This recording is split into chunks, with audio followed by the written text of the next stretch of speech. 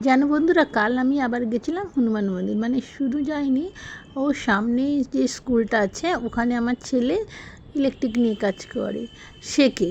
আসলে তোমরা তো প্রথম থেকেই বলেছি যে আমার ছেলে একটু অসুস্থ মানে একটু ম্যাচিউরিটি কম আছে জন্ম থেকেই, সেই জন্যে ওকে নিয়ে আমি খুব চিন্তা করি। তা দুপুরে স্যারদের সঙ্গে কথা বলতে গেছিলাম, বলার পরে একটু বেলা হয়ে গিয়েছিলো।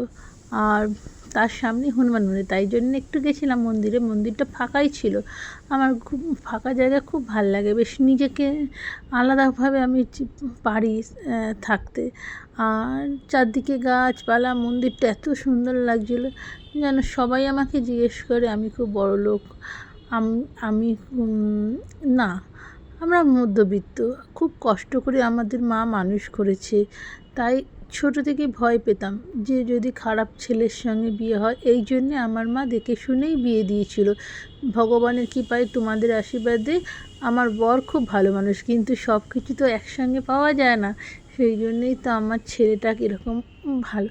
আমি সবসময় চিন্তা করি ওকে নিয়ে, আমি কেন, সবাই আমাদের পরে কি হবে।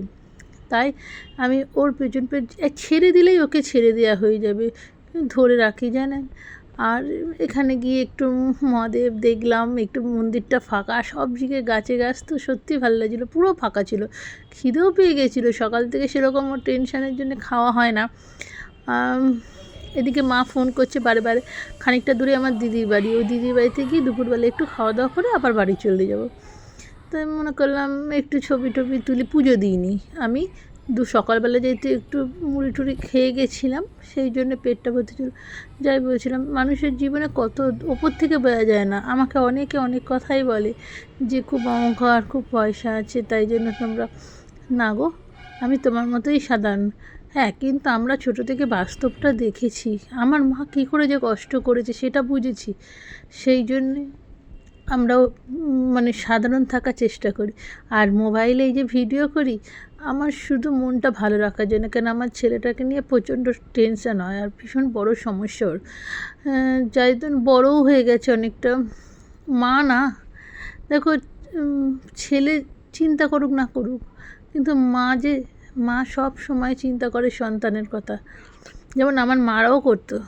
একটু আমার মাদের দেখেছি যে মা নিজে বছরে কোনো দিন ভালো শাড়ি পরতো না পুজোর সময়। আর এখানে খেলনা বিক্রি হচ্ছে, দেখো কি সুন্দর খেলনা।